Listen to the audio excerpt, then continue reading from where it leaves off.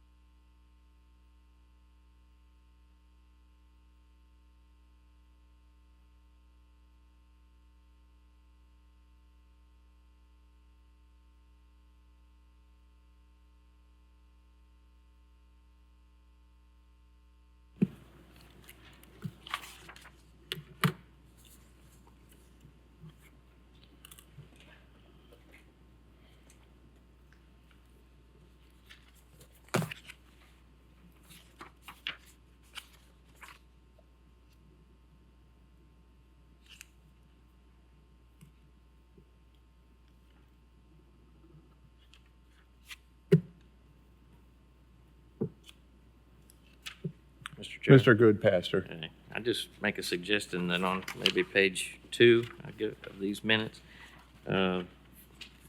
fourth line down says, please see below for the most up-to-date draft. Maybe we say, please see attached, because it's a separate document. Wonderful. Thank you, Mr. Goodpaster. Yes. Any other edits or stats or suggestions from the board? Ms. Gibson, Mr. Goodpaster? Would anyone like to make a motion to accept the minutes as amended? Thank you, Ms. Gibson. I'll second. Second by Mr. Goodpaster. All those in favor say aye. Those opposed, no. The ayes carry. Thank you so much. I'd like to thank Ms. Haley and Ms. Kim for the great notes that they take, just for the benefit of, how many people? 400,000 people are watching? These notes are incredible and very well put together. Much praises to Ms. Kim and Ms. Haley, and much praises to Ms. Rhonda, who sets everything up and keeps the train going on time in between meetings. So thank you, Ms. Rhonda. All right. Now we're going to, our goal today before 9:30 is to one more time review the highlights of the changes on the Knox County Code of Ethics. And then that is goal 1. Goal 2 would also be to hopefully get to and initial review of the flow chart that Mr. Goodpaster presented to the board. Does that sound good to everybody? Yes. All right, woohoo, resounding yes. It's 2 o'clock in the afternoon for some of us here that get up so early. Ms. Gibson, I know you're one of them. All right, wonderful. Mr. Kennedy, Knox County Code of Ethics. I know that you had, now I'm not going to speak for Mr. Sanders or myself, but that's still far away for us. So just patience for us. Sure. But what I'd like to go through is for the board to see one more time the changes that we've suggested so that we could get together and ratify that in an initial vote to move forward. Does that sound good? All right. Mr. Kennedy, I think that's the page I was looking, I'm going that it's red, from memory, that those are initial highlighted suggested goals. Correct. Yeah, these are the things that were tasked by us by the county commission, and I just threw those in there as a reference point to where we can go back and look. But I think we've looked at most everything, but it's a good starter point. Wonderful. As Mr. Kennedy had referenced, the commission unanimously gave us marching orders that were outlined in a resolution that they gave to us for our goals. Mr. Kennedy has outlined such there, and I'd like to go through the document then, sir, if we could. Are the changes highlighted in the computer screen? They're not, as we've gone through, we've approved the changes or I've accepted the insertions or whatever it might be. So I can pull up different versions of it and we can look at it that way. It just makes it difficult. Yeah. So let me ask you this. Is there anything outstanding that we need in your mind that we needed to make a decision on, or anybody on the board that we needed to further talk about or make a decision on? Because we did go through individually. We had robust conversation. We voted on each change. Right. Anything in your mind, sir? There was a couple formatting things and that was it. That's the only thing I have left over, I believe. I think everything else is in there. Wonderful. Mr. Goodpaster, Yes, sir. I had one item to consider if we had time. please, we have time. All right. It's number 17 in section 4, acceptance of gifts and other things of value. Okay. No, Page 7. No, page, wait. section 4, section 4. number 17. Yes. I need to enunciate. No. Should start out saying food, refreshments, and foodstuffs. Sir, I have, Oh, it's been, we've somewhere deleted Page something. 6. Miss Rhonda, you had said where it is? That's right. Page 6. Yeah.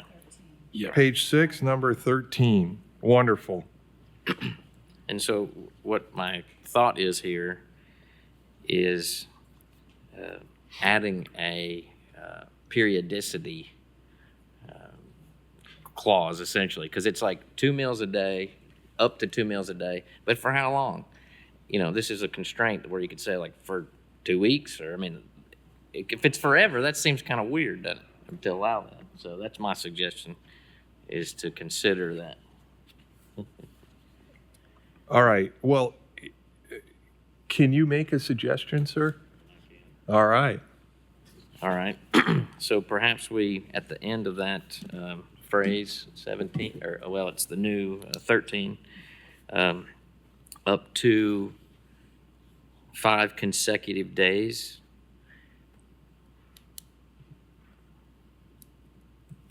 And 30 days total in a year. Something like that.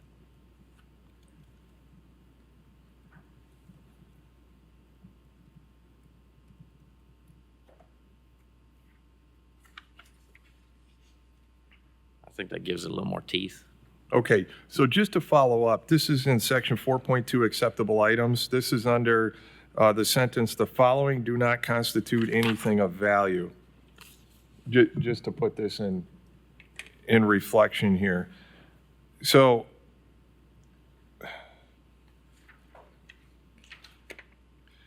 may I step back just for 1 second on this? I don't see a reason why we have $50 per occasion and then $75 adjusted for 2025. A, we're in 2026. B, I think we could just set a number, one number, and wipe out. Would y'all agree to that? Yeah. Does that make sense? Yep. Mr. Sanders, I'm sorry, I have an opinion on that, but it's not really my place to say. I mean, Mi- this is purely Mi- a policy, it's not a legal issue. You all do what you want. Mr. Sanders, I value your opinion if you'd like to come forth with it. Here. I apologize. It's just simply, I believe the way this is written, regardless of the dollar amount, 75 or dollar, the per occasion would mean per meal with a limit of 2 meals per day. I assume that that's the intent of the drafter. So you're talking about, so unless you wanted to say $100 a day or $150 a day, you just need to be sure you do your math, or else you're going to cut people out of the ability to, have a meal at a conference or something. I mean, I assume that the intent of this is not so much to get, I mean, we're not trying to, you're not trying to allow people to get someone to buy them a meal in return for a vote. That's what you're trying to avoid, but you're trying to allow people who go to a conference to be able to have a meal as a part of that conference without violating ethics rules. And it's, of course, very common that a conference does provide meals as a part of its program. Yes, sir. Yes, sir. So one, I think let's attack and just streamline this to put one number. We'll talk about that in a second. But number two, Mr. Goodpaster, what's the intent of limiting the number of days? It just seems like, well, that could turn into real money if it went for a long period of time. I mean, I agree. It could like teeter-totter into like bribery or something if you have somebody that's stepping in to provide yeah. And of course, I'm an overthinker, so. I was thinking what you were thinking. I just said it out loud. How many days could you do this? I mean, it's like, are you on the dole? I mean, essentially becoming, it's an assumed thing. I get 2 meals a day. It's $100 a day that I can go do. It just seemed like it needed a time to kill it, but maybe not. No, that's great. Thank you so much for bringing that up. What was your proposal, sir? Again? Up to 5 consecutive days, not to surpass 30 days total within one calendar year. Well, how about this? One, I guess we'd have to address business days or consecutive days. Two, I think I would be more comfortable just to give leeway in case somebody's on a 7-day conference or so on. One, I'd like to propose changing it to $75 per occasion, just to propose that. And of course, we'll vote on that. And number two is, what was the proposal you had for number of days in a year, sir? 30? So that would be the equivalent just, and I was born in Mississippi, so again, math is tough for me. So that'd be 60 occasions, 30 days times 2 meals a day, 60. Yeah, I love it. That's why we have Rhonda and Mr. Sanders and Kim here. Y'all okay on the $75 per occasion? Yes. Yes. All right, so check that one, and we'll vote on that, of course. Two, I guess what's on the table for discussion is the limit of 30 days, 60 meals. Could put 60 meals in parentheses there. And could we say, if we're going to do this, could we, my opinion, either need to say calendar year or fiscal year? I mean, there has to be a beginning and an end. Well, where is it throughout the document? Do we mention that? I don't recall. Mr. Kennedy, do you recall another? Does your HR generally go off of a fiscal year? Yeah, I mean, we align with the budget, but on the benefit side, it's calendar year. But for budgetary standpoint, it's fiscal year. So, Well, and then you teeter-totter on the reigning years that somebody is like, if we're talking about someone in office, when does that's not a fiscal year or a calendar year. That starts, September, August, depending on what election or cycle it is. So Let's just say calendar year to make it easy then, because we've got overlapping between fiscal elections. yeah.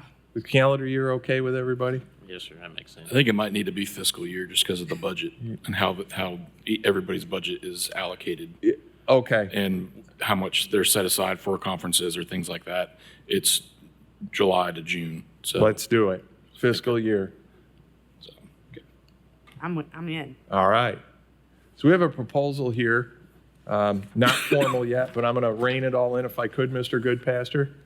So to set the $50 and then set the adjusted for inflation to 75 and 2025 standards and just make it $75 per occasion. And then with a limit of 2 meals per day and a limit of 30 days per fiscal year. Does that sound fair, sir? Sounds good. Is that close to what you proposed? Yes, sir. All right. Miss Gibson, does that make sense? And Mr. Kennedy's using his magic fingers to put everything up there. I think we should just flow this one last time. Food, refreshments, foodstuffs, entertainment, and beverages provided as a part of a meal or other event. If the value of such items does not exceed $75 per occasion, with a limit of 2 meals per day, up to 5 consecutive business days. Thank you for adding that in, sir. Not to surpass 30 days total. I don't think we need the 5 consecutive days if we're constrained to the 30. Mr. Goodpastor, are you okay with that? I think that goes to your point about if you could be at somewhere for 7 days, whatever. So just make it a max of 30 days a year. Okay. Does that clean it up? Now, I do throw this at you. If someone, and Mr. Kennedy, you might know this a little better, is somebody on the road quite a bit? I don't want to hamper somebody, and this is where I'm going. Right. Is there the potential for somebody for more than 30 days within a fiscal year to be either on the road or relationships here in Knox County that 30 days would hamper? Because my answer would be approval of, beyond 30 days, approval from, and then we would have to put in a suggestion who that approval would be from. Does that make sense? I could see that in certain offices because of conferences and training, certain training events and conferences. Like if you take into account certain entities required to attend some of these events, so it's not like really even a choice. They have to go. And they have to go. This is being very conservative because I'm not part of that, but at least once a month. And again, my math don't math. So if you do 5 days once a month, what is that? That's going to surpass. It's going to surpass the 30 days easily. Yeah, so that's 60. That's kind of restrictive. Well, that's why I'm saying anything over 30 days, I think we have to have an approval process.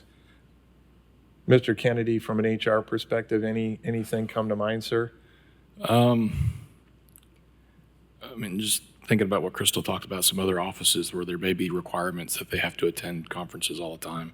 For us, and on the executive branch side, just speaking personally in HR and benefits, there's maybe 1 conference a year that we'll attend. That's maybe 2, but they're no longer than a week. And usually, even that week, it's only 3 days or so. So we're not going to touch that. But other aspects of the health department, they have other accreditation things that they might need to do, keep up with their certifications for professional development, engineering and public works, finance. So it is a little restrictive, I think.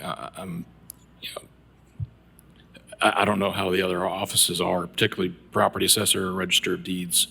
They may have other things that they need to attend. That 30-day mark could easily be clipped. So, but I'm not 100% sure. All right. It gives me pause just putting that in there because there could be requirements that they have to meet, and we're butting up against that. Well, and I'll throw in, like, for example, if the sheriff is called to a post meeting where he has to go, like, do a hearing or whatever, he can't, like, he has to. And that could be if somebody, whether 1 or 2 or 3, like, that's not, you can't guesstimate how many of those hearings would be required for him to attend, because it would all depend on, fluid situations that evolve throughout the year. You know what I'm saying? So, like, to put a number, that's the one I'm most familiar with. So I think that would be very restrictive for that office. I might pick on Nick McBride for a minute since he's here. Anything you want to add, Nick? Because you're going to know more than I will on some of that.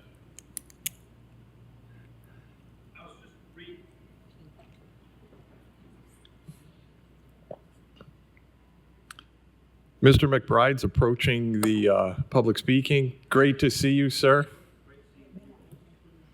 Is the battery plugged in or pushed in?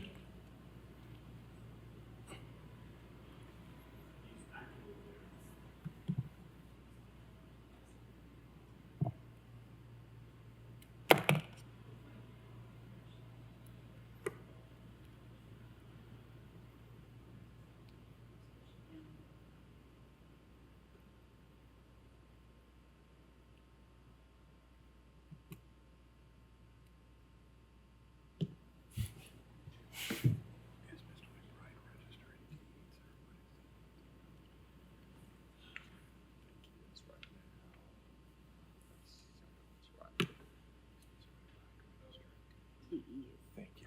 Yes, sir. Thank you, Ms. Kim. Okay. Question, are you exempting conferences that we go to, like County Officials Association of Tennessee? Are those included in the 30 days you're talking about?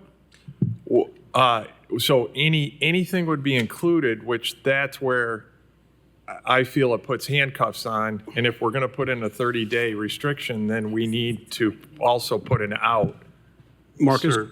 go on up. But I thought at the beginning, it shall not be a violation of this policy for an official or employee entertainment if they're at a recognized statewide or national conference. So if I go to the County Officials Association of Tennessee, that's not part of the 30 days. Wonderful.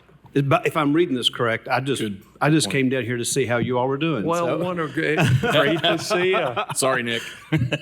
So if those meetings are exempt, or your national conference, the National Conference of Mayors, or associations like that, I can't imagine if those are exempt and not part of the 30 days. I can't imagine where someone would be going to 30 days of training unless maybe the sheriff's department, health department, or somebody like that. Right. But even if they're going to those trainings, that would be the exempt, wouldn't it? Yeah, I think it would be covered.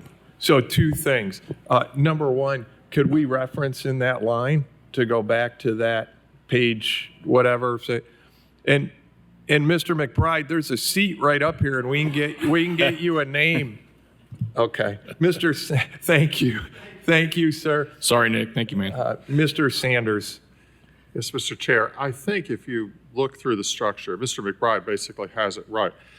If you look at 4.1, no public officer, et cetera, shall accept, open quote, anything of value, close quote, and it gives some things that you can't accept. Next,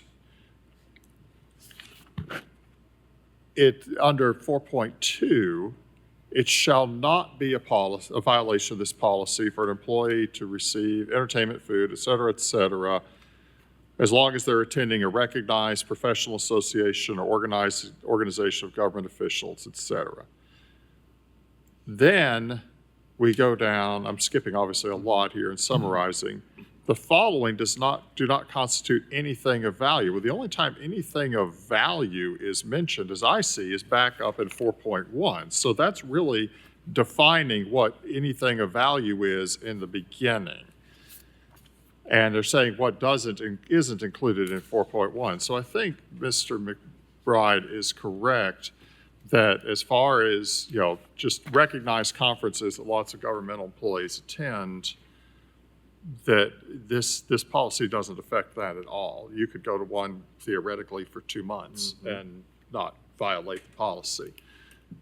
But the anything of value is a catch-all for other items, and they're just simply saying that the food, refreshments, et cetera, would not be included with anything of value. And I guess those are for whatever events you might attend outside the regular organizations. I don't know, a church picnic or something. I don't know what those would be. I don't want to speculate, but. Thank you so much, Mr. Sanders. Thank you, Mr. McBride. Our next meeting is in 2 weeks, Mr. McBride. So are we okay referencing then, going back to 4.2? Like Mr. Sanders said, this, I think, is separate from what's already approved. This would be another, I just think it needs a time duration on it. That was my only thought with the whole thing. It's like, it just says, you know, $75 2 times a day. How many days? I just wanted to answer that question.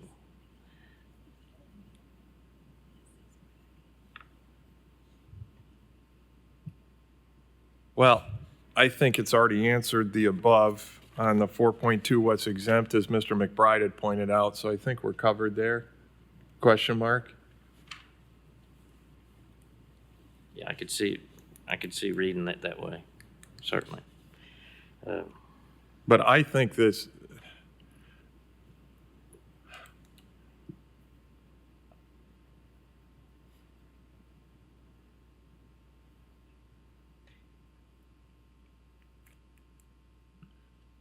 Mr. Kennedy, in your mind, does this present questions and confusion and potential override of the initial that Mr. Sanders pointed out? That somebody, if somebody has not been in these meetings, which I can't believe nobody would be, but number two, if somebody's just reading this as a matter of code of ethics, are they going to know to go back, or are they going to think it's just 30 days period for the whole year? I don't think most people are going to go back to the beginning of 4.2. I think they would, but. Okay, you okay with that? Yeah, I'm okay with it because you follow it in order, you're reading it. And then, Okay. So, All right. Everybody okay with that? With what we have? So it would be adding not to surpass 30 days total within one fiscal year. It seems like the 30 might be a little constrictive. We could make it 60, and at least it gives it a deadline or a dead end of a threshold, if you will. I'm okay with 60.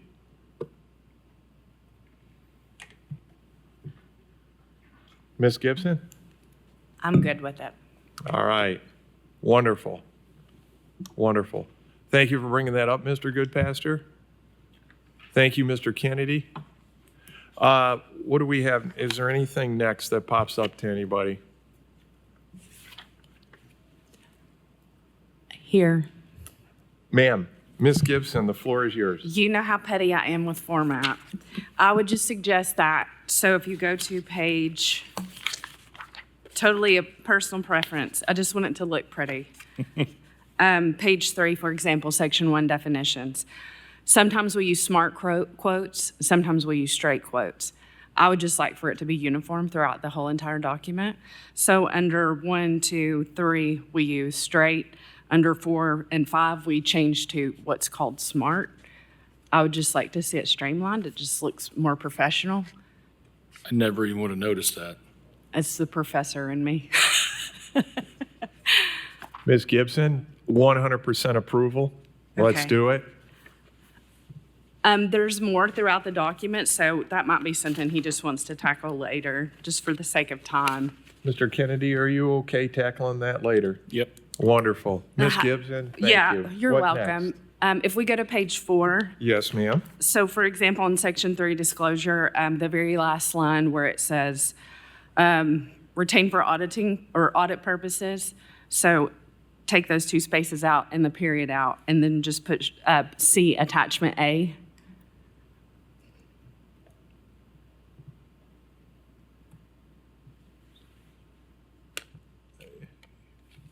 And attachment needs to be capitalized.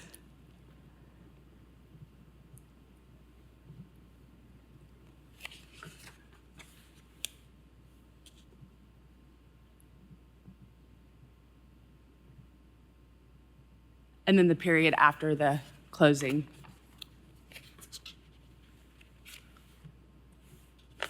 Pretty sure my English teacher would hate me right now, so thank you, Crystal. You're welcome.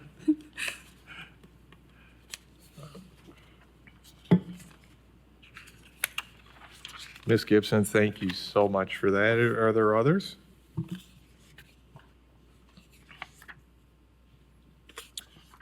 On page 9, section 9. 7, I added 7.1, 7.2, just make it easier for the table of contents to be consistent with how we've approached it before, so. Wonderful. Thank you, sir. For the record, personally, that makes me very happy. For the record, please put that in the notes. Ms. Gibson is very happy. Thank you, Kim. Mr. Kennedy, thank you for that.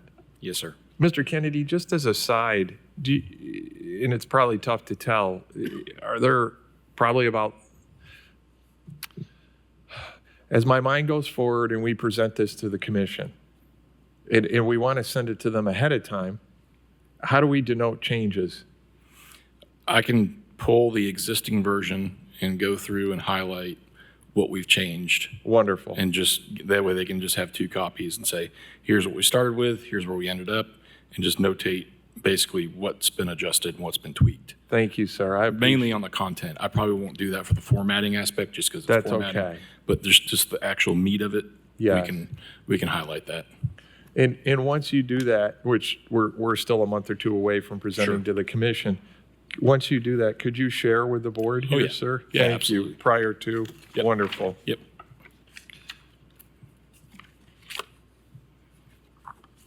There was one more note we had on page 12 at the top. Okay. We needed to work this sentence a little bit more. All right. So we're in It's letter D. D. Did the respondent? Okay. Mr. Kennedy, do you mind if I read this? Yep, go for it. Did the respondent on behalf of him, herself, or any relative solicit or accept directly or indirectly, quote, anything of value, end quote, not otherwise allowed, based upon an understanding that a vote on official action would be unduly influenced? That was what we just put in there as kind of a placeholder because we were talking about the verbiage of that and we didn't land on anything. Okay, so let's go back to the question is from, this is a list of ethics complaints. Just to put that in reference. So this is section 9. And in that section starts with, if the Ethics Committee convenes a hearing pursuant to the rules of procedure, the Ethics Committee is charged to determine as follows and nothing more. And it outlines 4. Which, okay, I'm going to throw it out there, Ms. Gibson, and I think you're going to be proud of me. We have those in letters, but we have everything else in numbers. Probably should go to numbers. I love you for that. I feel it. I'm feeling it hot, Done. heavy from the left side. Done. Thank you, sir. So All number right. 4 now. Thank you. Now we're on number 4.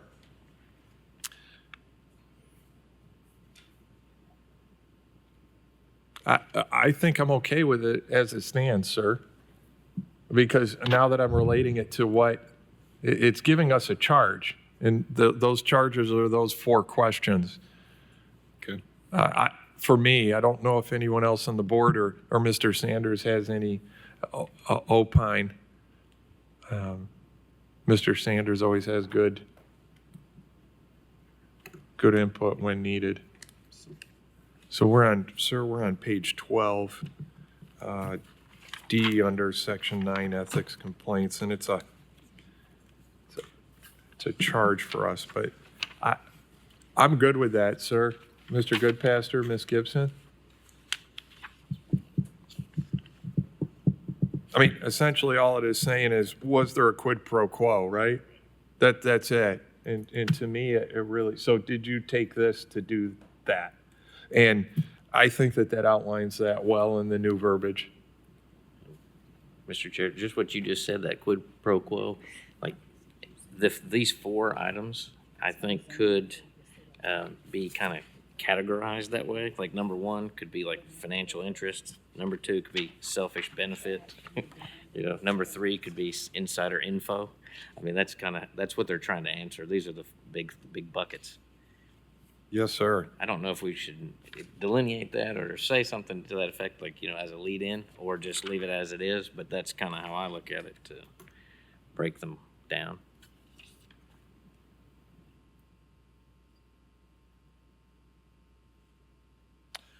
I'm okay leaving it a little looser. I think if we further add just quid pro quo, and I think you'd put it in the first line, if the Ethics Committee convenes a hearing pursuant to the rules of, I think we might over-restrict ourselves on a pure quid pro quo. Because I think we need to leave, yeah, I'm going to stay with that statement. I concur. All right.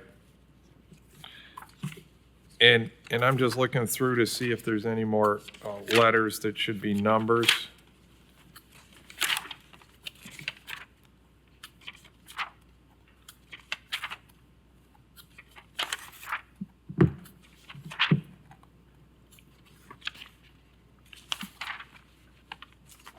I think we're good there. Were there any other matters to come before the board on the committee, on the code of ethics? Sorry, are we good with that then? Would be unduly influenced? We're Yes, sir. good moving- Okay. Ms. Gibson, you good? No, just reminding to, on page 1, to fix the subsections where you changed 7.1, 7.2. Yeah, I'm gonna do that right You'll now. probably, yeah, I figured. Oh, nice.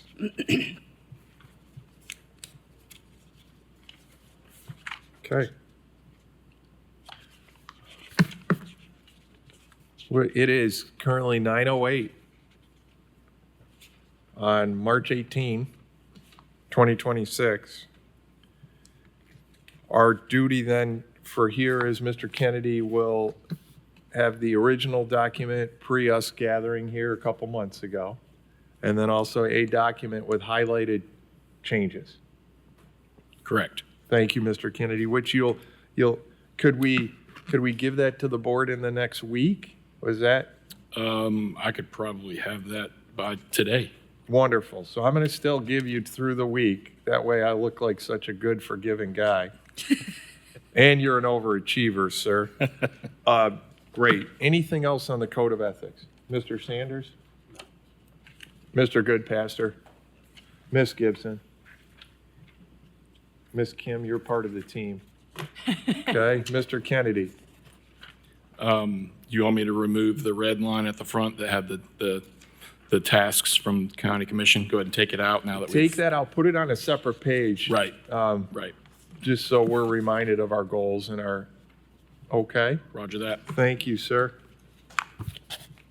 Okay. We have 20 minutes left here for this meeting. We are in section 6 of our agenda.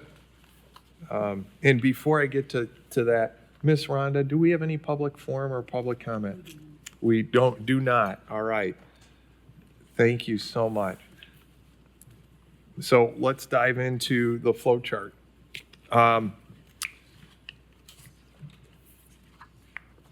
Okay. So.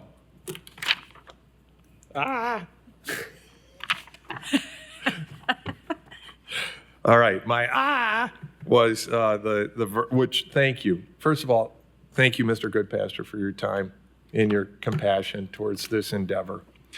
Mr. Goodpaster, could you just give a little background why you provided this flow chart? Absolutely. Thank you, sir.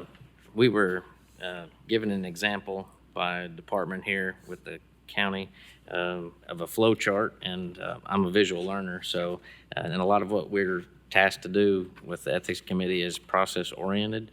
So I thought it would be helpful to develop a flow chart that would follow the sworn complaint process. And then this also, I think, leverages and assists consideration of the rules of procedure.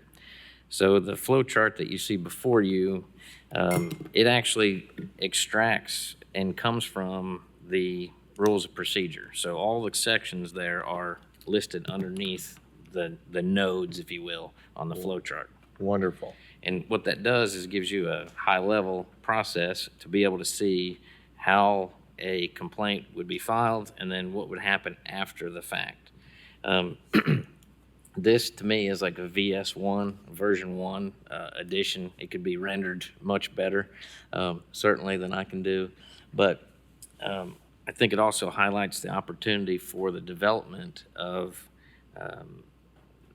letters and or emails, like that would be structurally developed and would be available to every chair or every committee, because it changes over time.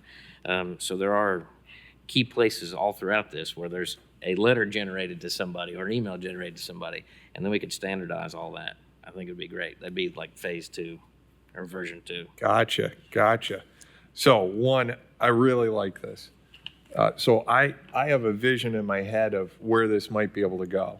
So may I share that with you all? All right.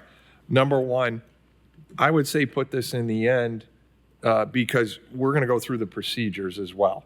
And then with the changes from the policy and the procedures, we could update the verbiage. That's one. We may have a procedure change up here in the colored blocks. Does that make sense? So I want to come back. I really like this. Did I mention that?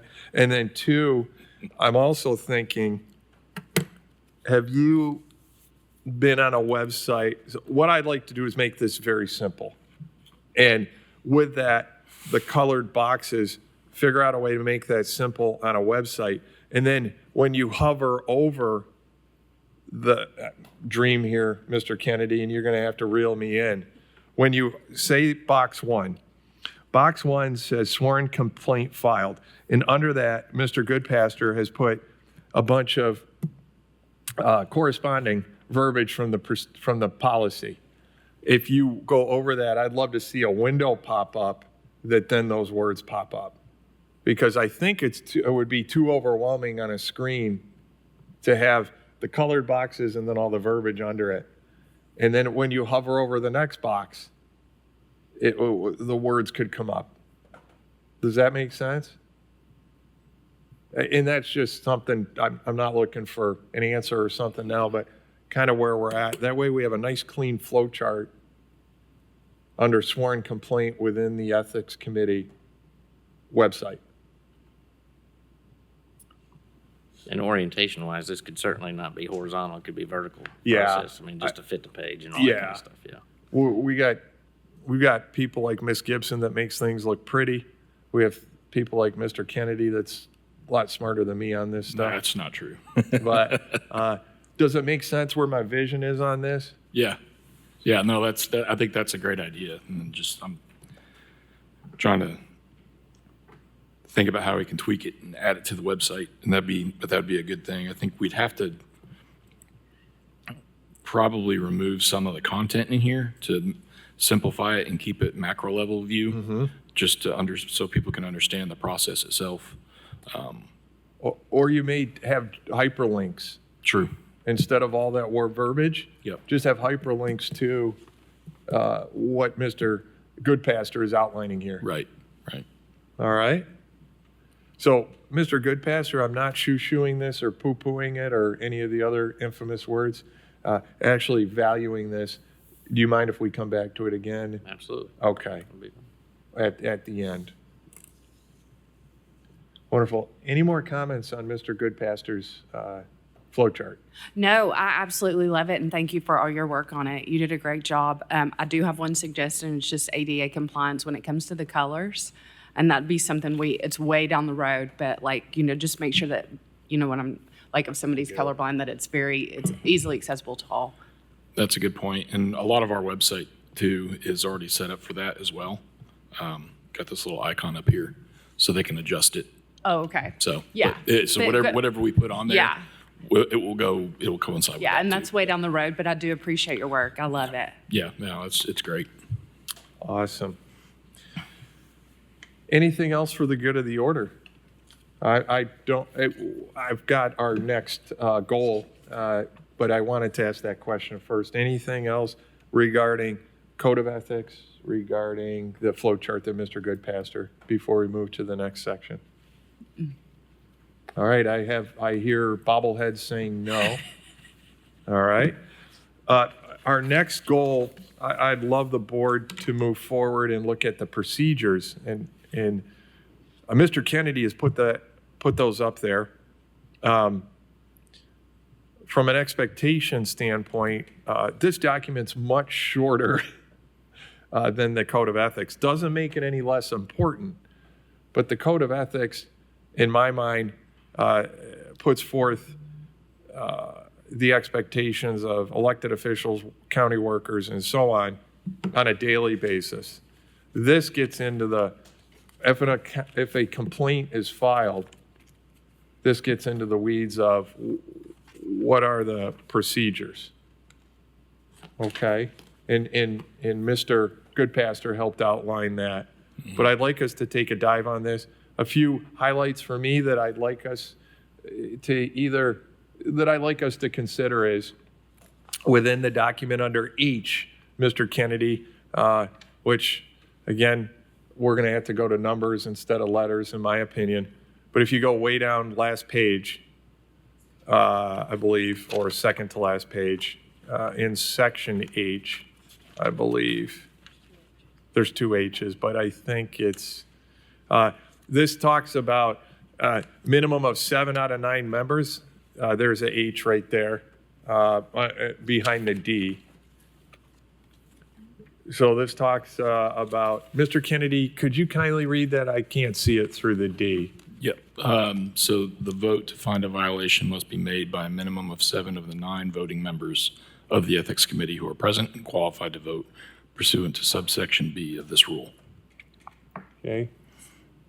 So I'm not asking for changes, I'm just asking for consideration. Is that where we want to continue? And I'm asking our professional, Mr. Sanders, if there is something, and I don't need an answer now, Mr. Sanders, of course, but is that a TCAT thing? Is that a law for the state of Tennessee? All questions I have, that's one. Two, there was also that there needed to be unanimous finding by those present. And I can't remember where that was. This is, oh, right under it. Right under it, yep.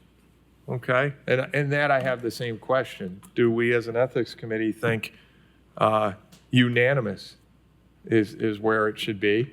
And two, is that grounded in state law, TCAT law, or that I don't know? Well, it's my understanding that we don't have to follow CTAS on this. It's only the code of ethics, so it's not, like the rules and procedures are not limited to that, CTAS. I'm probably saying that wrong. No, you're saying it right, and you're all good. I just want, I'd like confirmation from Mr. Sanders and for our next meeting if possible, sir. There's a couple footers in there too that reference, one in particular, unanimous vote of juries is required under Tennessee Constitution of both criminal and There you civil go. proceedings. Wonderful. So it may be a requirement. I don't know if there's going to be any leeway with that. And I don't know if that's changed, because if this hasn't been reviewed in many years, Mr. Sanders. So, Mr. Chair, I would obviously not want to discuss specificity of your questions right now without looking at them, although I have no reason to doubt Mr. Kennedy's remark there.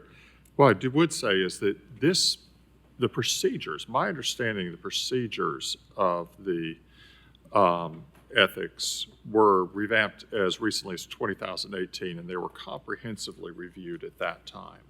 So it depends on what you mean by many, but this was a comprehensive effort. It wasn't, we talked about how the code of ethics seems to have been built at various times with an amendment thrown in with maybe not looking back to what the earlier version said. So you have some places where it seems a little contradictory. Sure. I am suspecting you are not going to find that in the procedures. The procedures were comprehensively worked on by the Ethics Committee really not that long ago as governmental processes are concerned. I would secondly, as long as I have the floor here for a second, note for everybody that the mandate from the County Commission asks that the Ethics Committee suggest any revisions of the Code of Ethics. Mm-hmm. It doesn't speak to the procedures. Now, it does say, and any other related and relevant recommendations. Mm-hmm. And it also says, somewhere else it says, there's including but not limited to language. So I can't tell you that I think it's outside the mandate of this group to revise the procedures, but I think the mandate for the commission is to look at the code, which you've now done. Mr. Sanders, thank you. All points well taken. Number one, I think we'd be remiss if we didn't just look at the procedures. We may have no changes. And number two, in my conversations with several of the commissioners, not about the work product,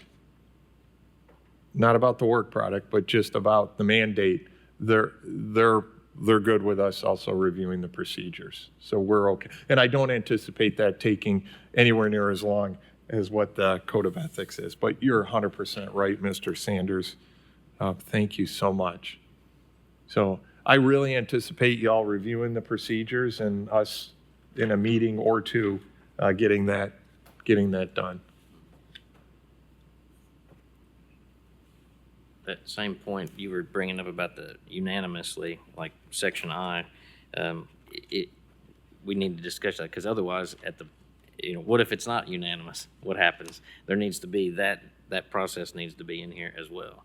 There's not the negative as current. Right, and I hate the word assumed as if it's not unanimous, then it's dismissed. But let's just be clear about it. and put it Right. On paper. Right. So y'all good with taking a peek at the procedures? Yeah, Wonderful. yeah. Wonderful. All right. Anything else for the good of the order and for the good of the meeting? All right. Do I have a motion to adjourn? So move. Mr. Goodpaster. Second. Did we get that flow chart emailed? We did, Yes, didn't Miss- we? I thought I saw it. Okay. Ms. Rhonda. I second. And a second from Ms. Gibson. Wait, Ms. Gibson? I feel like he has something on his mind. Mr. No, Kennedy? I was thinking of the flow chart. I thought we emailed it. If we didn't, we can email. Yeah. Yeah, we did. Okay. Okay. Yeah. Miss Bennett emailed that to us. Okay, So yeah. it'll be within Yeah. the agenda. I made him second It's- guess. I'm fairly certain it's on the website too. Yep. Okay. Wonderful. Yep. Wonderful. We have a motion to adjourn and a second by Ms. Gibson. All those in favor, aye. Those opposed, nay. The ayes have it. Thank you so much. Yes, ma'am.